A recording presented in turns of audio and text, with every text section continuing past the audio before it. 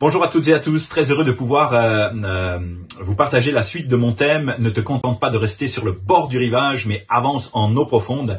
Un thème que je tire de l'évangile de Matthieu, chapitre 5, 1 à 11, et de Ézéchiel 47, où le prophète va être amené à boire de l'eau jusqu'aux chevilles, jusqu'aux genoux et jusqu'aux reins. On a étudié ce que signifient les chevilles, les genoux, et il faut que vous sachiez que la notion de rein symbolise l'intimité que Jésus veut développer avec nous pour nous amener à nager dans les eaux profondes de la vie de l'esprit, de son intimité, de sa révélation avec un grand R.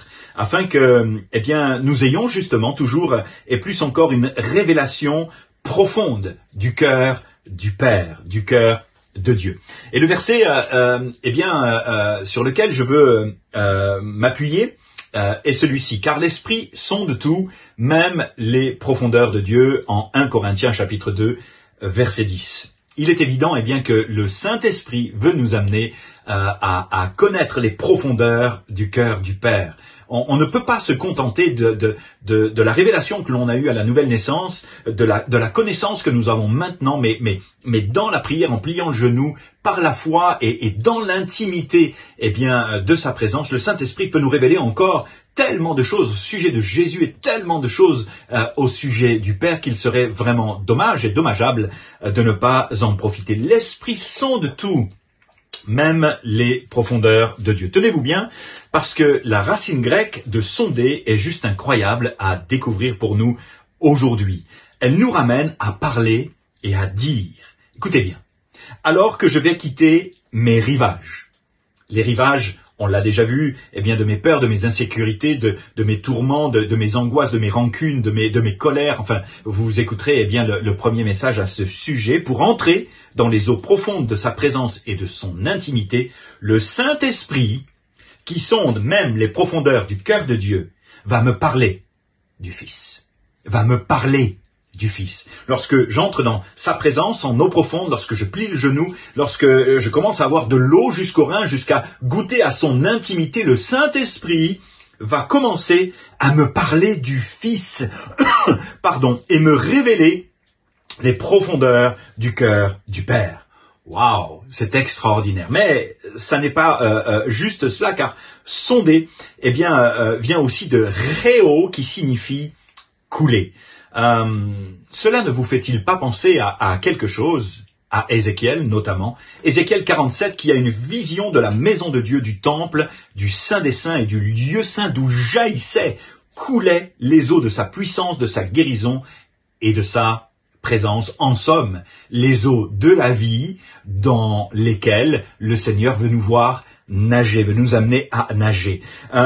Couler nous parle aussi d'Apocalypse, chapitre 22, verset 4, Et il me montra un fleuve d'eau vive qui sortait du trône de Dieu et de l'agneau. Au milieu de la place de la ville et sur les deux bords du fleuve, il y avait un arbre de vie, produisant 12 fois des fruits, rendant son fruit chaque mois et dont les feuilles servaient à la guérison des nations. Enfin, couler nous ramène inévitablement à Jean chapitre 7, verset 38, celui qui croit en moi, des fleuves d'eau vive couleront réau de son sein, comme dit l'Écriture.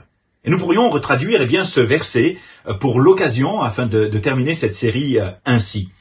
Celui qui quittera, ou celui ou celle qui quittera ces rivages pour s'attacher à ma parole, celui ou celle qui me fera confiance et qui croira en moi, qui lâchera prise, qui acceptera de céder sa volonté à la mienne, qui rompra avec les choses avec lesquelles il doit rompre pour avancer en pleine intimité avec moi, celui qui avancera dans les eaux profondes de ma présence, alors celui-ci ou celle-ci, par le Saint-Esprit, je lui révélerai mon immense amour. Je lui révélerai le cœur du Père. Je lui révélerai l'œuvre de la croix d'où jaillit la vie.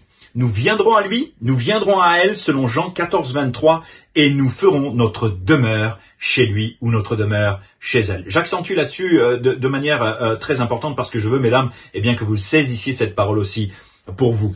Voici, selon Jérémie, chapitre 33, verset 6, « Je lui donnerai la guérison et la santé, je les guérirai et je leur ouvrirai une source abondante de paix et de fidélité. Des fleuves d'eau vive couleront de son sein, comme dit l'Écriture, et il dit cela de l'Esprit que devaient recevoir ceux qui croiraient en lui. Dernière chose, je crois que ça vaut le coup de quitter nos rivages pour avancer en eau profonde, n'est-ce pas? D'autant qu'il y a une autre promesse vraiment merveilleuse, rattachée au texte de Luc, avec Jésus et sur sa parole. Écoute bien, avec Jésus et sur sa parole, tu pourras réussir là où tu as échoué et vivre une vie abondante dans la destinée que Jésus a prévue pour toi. Ça sera peut-être, la possibilité d'écouter un autre message par rapport à cela. Ne manque pas, d'avoir de l'eau jusqu'au rein et de vivre cette intimité à laquelle Dieu t'appelle. Sois béni.